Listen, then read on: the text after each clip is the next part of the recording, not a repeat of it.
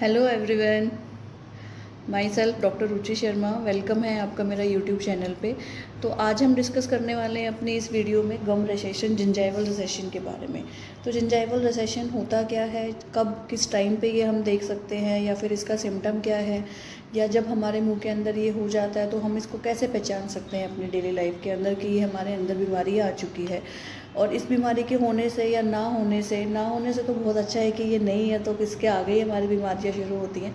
लेकिन अगर ये नहीं है हमारे मुंह में, तो that a very beneficial part for us. तो हमें कैसे हम पहचान सकते हैं कि हमारे दांत के अंदर, हमारे जिंजाइवा में जिंजाइवल रिसेशन हो चुका है। तो इसके लिए कुछ एक सिम्टम्स होते हैं। तो सबसे पहले हमें प्रायर 1 बाय 1 ये करना है कि हमें पहले जानना है कि जिंजाइवल रिसेशन होता क्या है। जैसे कि मैंने एक फ़ोटो आपको पिक्चर शेयर करी है इसी वीडियो के अंदर। आप देख रहे हैं कि दांत का जो नीचे वाला बॉर्डर है या ऊपर वाला बॉर्डर है, उसमें आप देख सकते हैं कि एक जो हमारा मसूड़ा होता है पिंक कलर का, रेड कलर का, तो ये ऊपर की तरफ हो जाता है। मैंने जैसे आपको पहले भी बताया है, हमारा दांत 3 लेयर से मिलकर बनता है, इनेमल, डेंटिन और पल्प। तो जो हमारी इनेमल है, जैसे कि दांत का सबसे ऊपर वाला पार्ट है, लेकिन दांत के अंदर ये मैंने ऊपर की लेयर का बताया है। लेकिन हमारा दांत 2 चीज़ों से मिलकर बनता है। जो चीज़ हम मुंह में देख पा रहे हैं, इसको हम क्राउन बोलते हैं। जो हमारा हड्डी के अंदर है, उसको हम रूट बोलते हैं। तो जो हमारा रूट है, दांत का जो रूट है, वो कहाँ पे प्रेजेंट होता है, कहाँ रहता है, हमारी बोन के अंदर। तो हमारी बोन को एक पिंक कलर की लेयर ने कवर किया हुआ है, तो उस लेयर को हम जिंजाइवा बोलते हैं। तो रिसेशन का मतलब होता है डाउन जाना, नीचे जाना। तो दोस्तों, आज हम ये जानेंगे इस वीडियो के अंदर कि जिंजाइवल रिसेशन क्या होता है। तो जैसा कि आप अब तक समझ चुके होंगे, मैं जिंजाइवल रिसेशन के बारे में जो बताने वाली हूँ कि हमारे दांत के जो ऊपर वाले पार्ट को, हमारे हड्डी के ऊपर जो एक लेयर कवर करती है, उसको हम जिंजाइवा बोलते हैं। किसी भी कारण से ये लेयर हमारी ऊपर शिफ्ट होने लग जाती है। ऊपर, अगर मैं ऊपर वाले दांत की बात करूँ, जैसा कि आप फोटो में भी देख पा रहे हैं, ऊपर जाना शुरू हो जाती है। और अगर ऊपर जाती है तो जो हमारा रूट पोर्शन है, दांत का जो रूट पोर्शन है, वो हमें दिखने शुरू हो जाता है। पर्टिकुलर ये प्रॉब्लम किसी सिंगल टूथ में भी हो सकती है, किसी 2 दांत में भी हो सकती है, और समटाइम्स 4 या 5 दांत में हो सकती है। अपर और लोअर जो दोनों साइड में ये प्रॉब्लम हो सकती है। इसका सबसे पहले तो अब आप इसको पहचान ही लिया होगा कि ये कहाँ पे कैसे दिखता है। जैसे कि मैंने दिखाया भी हुआ है, 2 पिक्चर भी डाली हुई हैं। एक पिक्चर के अंदर कम रिसेशन शो हो रहा है आपको, और एक पिक्चर के अंदर ज़्यादा रिसेशन शो हो रहा है। तो इसको हम कुछ ही तरीके से पहचान के, और इनिशियल लक्षण से, इनिशियल जो सिम्टम्स होते हैं उसके कारण हम इसको ठीक भी कर सकते हैं कि हम इसको कैसे हम ठीक कर सकते हैं। दूसरा दोस्तों, एक चीज़ और हम इसको कर सकते हैं, जिस भी दांत में हमें जिंजाइवल रिसेशन हो रहा होता है, तो हम उसके अंदर क्या करते हैं कि हमें उस दांत के अंदर कुछ सेंसिटिविटी की प्रॉब्लम शुरू हो जाती है। पर्टिकुलर उसी दांत में जिसके अंदर जिंजाइवल रिसेशन होता है, सेंसिटिविटी की प्रॉब्लम शुरू हो जाती है। अब जिंजाइवल रिसेशन आप समझ गए कि क्या होता है। उसके बाद हम ये रीज़न जानेंगे ये कि क्यों होता है। तो जिंजाइवल रिसेशन होने का मेन रीज़न क्या है, हमारा फूड डेब्रीज, जिसको हमने प्लाक भी बोलते हैं। मेरी यूट्यूब पे जो पहली वीडियो है उसके अंदर मैंने आपको ये बताया भी था कि प्लाक क्या होता है। तो प्लाक एक, हम जो खाना खाते हैं, जो फूड पार्टिकल होता है, उसकी एक लेयर, एक डेब्रीज बन जाती है आउटर सरफेस पे, जिसको हम फूड डेब्रीज या प्लाक बोलते हैं। अब ये प्लाक जिंजाइवा, हमारे मसूड़े और दांत के बीच में जमना शुरू हो जाता है। और जैसे ये जमना शुरू हो जाता है, ये एक स्पेस बना लेता है, एक जगह बना लेता है मसूड़े और दांत के बीच में। जगह बनाने के बाद दोस्तों, ये क्या काम करता है कि जैसे ही जो रूट वाला पार्ट होता है, ये उसके अंदर तक जाना शुरू करता है। और अगर इनिशियल स्टेज में अगर हम इसको देख लेते हैं, तो ये बिल्कुल ठीक हो जाता है। कुछ घरेलू तरीके हैं, उससे भी ठीक हो जाता है। अगर हम नहीं ध्यान देते, ये अगर चलता जाता है, तो जिंजाइवा के कारण जिंजेवाइटिस होता है। फिर gingivitis will leads to the periodontitis, and then periodontitis leads to the another several disease, that is bone loss। लेकिन अगर हमें जिंजाइवल कंडीशन में ही हम इसको पहचान लेते हैं, तो हम इसका इलाज कर सकते हैं। तो दोस्तों, जिंजाइवल रिसेशन से आप समझे, उसके बाद इसका रीज़न भी आप समझे। फिर एक चीज़ और मैं आपको ये बताने वाली हूँ कि जो हमारा दांत होता है, वो हमारे बोन के अंदर होता है। तो बोन के अंदर हमारा जो पेरिडोंटल टिश्यू होता है, पीडियल फाइबर भी बोलते हैं, ये क्या काम करता है। फॉर एग्जांपल, हमारा दांत है, तो हमारे जैसे कि ये हमारा दांत है, ये देख पा रहे हैं, ये हमारा दांत है दोस्तों, ठीक है। अब इस दांत को, जो ये वाली लेयर होती है, ये हमारी बोन है, जो ये वाली लेयर होती है जो इसको सॉकेट के अंदर बांधे रखती है, जॉइंट के अंदर बांधे रखती है, इसको हम पेरिडोंटल टिश्यू बोलते हैं, पेरिडोंटल फाइबर बोलते हैं। तो जब हमारे ये क्राउन है, ये रूट है, ये जिंजाइवा नीचे चला जाता है, खाने का पार्टिकल्स इसके अंदर जमने लग जाता है। जब ये इसके अंदर फंसने लग जाता है, जो पेरिडोंटल फाइबर है वो लूज़ होने शुरू हो जाते हैं। क्यों? क्योंकि वहाँ पर हमारा फूड एक्यूमुलेशन शुरू हो जाती है।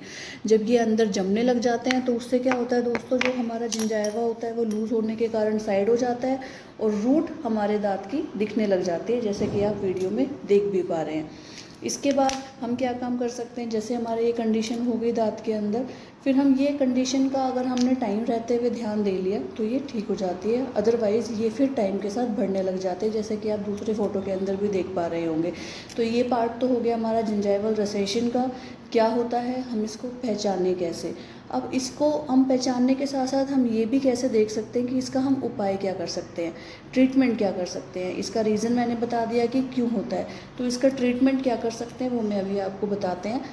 तो सबसे पहले अगर ये मैंने जैसे कि आपको पहले बताया है कि इनिशियल स्टेज पे अगर हमने ध्यान दिया है तो हम इसको ठीक कर सकते हैं। तो इनिशियल स्टेज में घर रहते हुए हमारा पहला ट्रीटमेंट क्या होगा, इसका ब्रशिंग टेक्निक, जो मैंने इससे पहले वाली वीडियो में आप लोगों के साथ शेयर भी किया हुआ है। तो ब्रशिंग टेक्निक्स का मैंने आपको पहले भी बताया हुआ है और फिर भी मैं बता रही हूँ। फॉर एग्ज़ाम्पल, ये हमारे दाँत हैं और हमें यहाँ ब्रश करना है, तो हम इसको किस अकॉर्डिंगली ब्रश करेंगे। देखिए दोस्तों, यहाँ करेंगे हम इसको ऊपर निकालेंगे, ऊपर निकाल के थोड़ा सर्कुलर मोशन में करेंगे। सर्कुलर मोशन पे जैसे जैसे करेंगे तो एक 45 डिग्री का एंगल बनाएंगे। तो 45 डिग्री के एंगल बनाने से क्या होगा, और सर्कुलर मोशन के साथ जो भी फूड डेब्रीज होगी वो वहाँ से निकल जाएगी। तो ये सबसे पहले हमारी ब्रशिंग टेक्निक होगी। उसके बाद हम क्या काम करेंगे, जब ब्रशिंग हो जाएगी हमारा तो हम गार्गल्स करते हैं। गार्गल्स करने से क्या होता है, हमारे जो गम्स होते हैं वो उनको रेस्ट मिलता है। या फिर हम गम्स में गार्गल्स करेंगे, मुंह में पानी को भर के लाइक दिस, उसको स्पिट इट आउट कर देंगे। उसके बाद हम नॉर्मल पानी के साथ ही अपने मसूड़ों की मालिश करेंगे in a circular motion like this.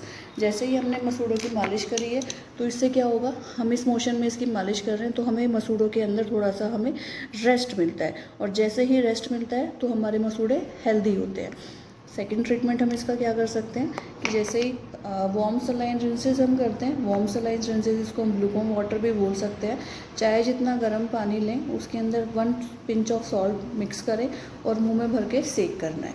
सेक किस लिए कर सकते हैं, ताकि हमारे मसूड़ों को रेस्ट मिले, और अगर हमारे मसूड़ों को रेस्ट मिलता है तो दैट मीन्स हमारे जो पीडीएल फाइबर है जो लूज़ हो गए हैं वो एक पोर्शन के लिए डी अटैचमेंट जो हो जाता है वहाँ से फिर अटैच होना शुरू हो जाते हैं। तो ये तो इसका प्राइमरी ट्रीटमेंट है जो इनिशियल स्टेज में हम कर सकते हैं। सेकंड ट्रीटमेंट क्या आता है, सेकंड ट्रीटमेंट आता है दोस्तों टर्मेरिक। टर्मेरिक जो सबसे एक केमिकल रहित होता है, जिसके अंदर कोई केमिकल नहीं होता और ये हमारे घर में भी रहता है।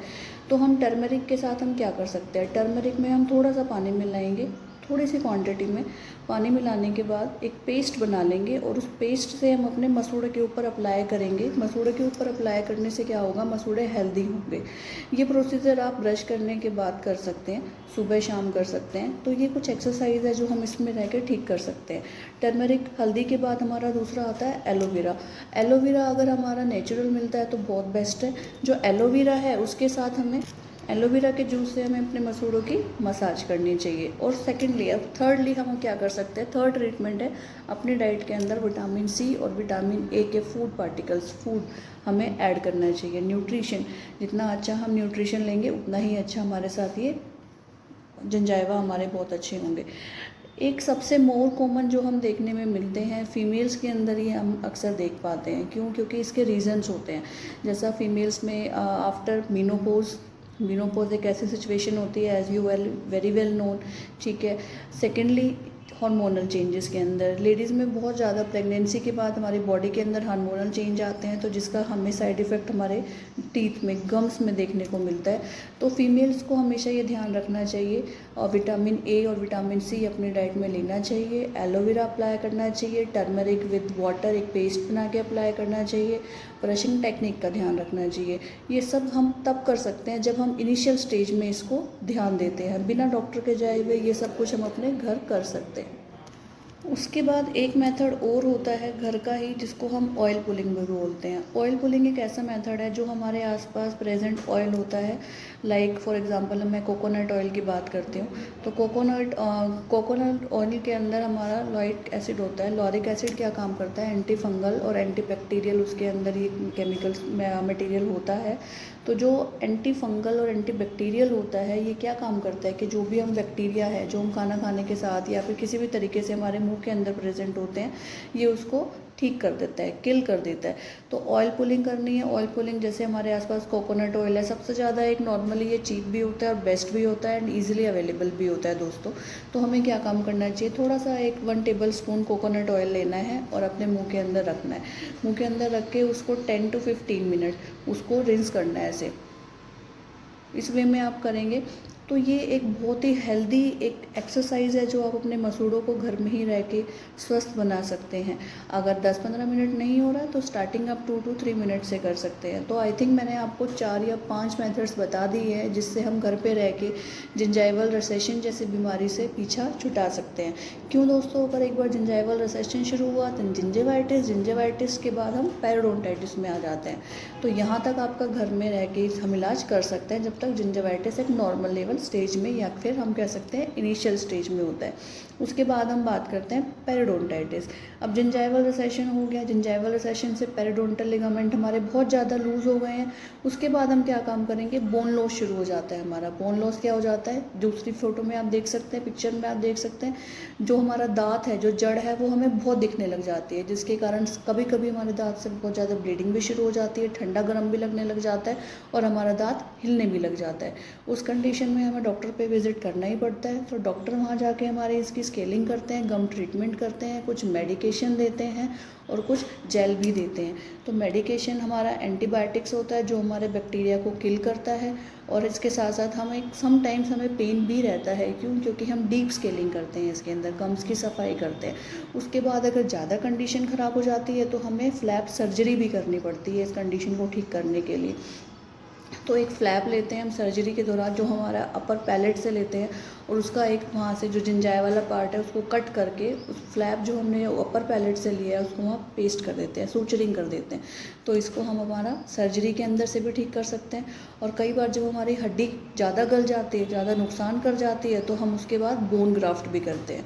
ठीक है, तो ये सब कुछ स्टेप्स हैं और हमें इस स्टेप्स पे नहीं जाना है, हमें घर में ही रह के इसका ठीक करना है। अगर घर में रह के नहीं ठीक हो रहा है तो जितना जल्दी हो सके हमें हमारे डॉक्टर के पास विजिट करना है, ताकि जब हमारी बोन इन्वॉल्वमेंट, मेन इसमें ये है कि हमने बोन इन्वॉल्वमेंट कर दिया तो कोई फ़ायदा नहीं है हमारा। उससे पहले हमारे बहुत सारे सिम्टम्स ऐसे होते हैं जो हम ऑब्जर्व कर सकते हैं हमारे साथ क्या ऐसा हो रहा है कि क्या ऐसी दिक्कत हो रही है कि हमारे दांत के अंदर से बैड ब्रीथ आ रही है। आपने देखा होगा बहुत सारे लोगों को बैड ब्रीथ जैसे कुछ सिम्टम्स आने लग जाते हैं। सेकेंडली ब्लीडिंग हो जाती है जब ब्रश करते हैं। थर्डली अगर बहुत देर जब बैठे हुए हैं, कुछ खाया नहीं है, तो भी ऐसी फीलिंग आती है कि हमारे अंदर बहुत कुछ गंदी स्मेल आ रही है, दांतों के अंदर ठंडा गर्म लगने लग जाता है। तो ये ऐसी इनिशियल स्टेज है जिसके बारे में मैंने अभी आपको बताया, जिसको आप घर पे रह के भी ठीक कर सकते हैं अगर वो इनिशियल है तो दोस्तों जो भी चीज़ें बताई गई हैं उनको आप अपने पे फॉलो करें, अपने फैमिली मेम्बर्स को दिखाएं, अपने आसपास वालों को दिखाएं, ताकि ये सब चीज़ें ना हो। तो अगर आप लोगों को मेरी वीडियो समझ में आती हैं या इसमें कोई भी क्वेरी आती है तो आप कमेंट बॉक्स में जाके अपना क्वेश्चन पूछ सकते हैं और kindly share that. Thank you.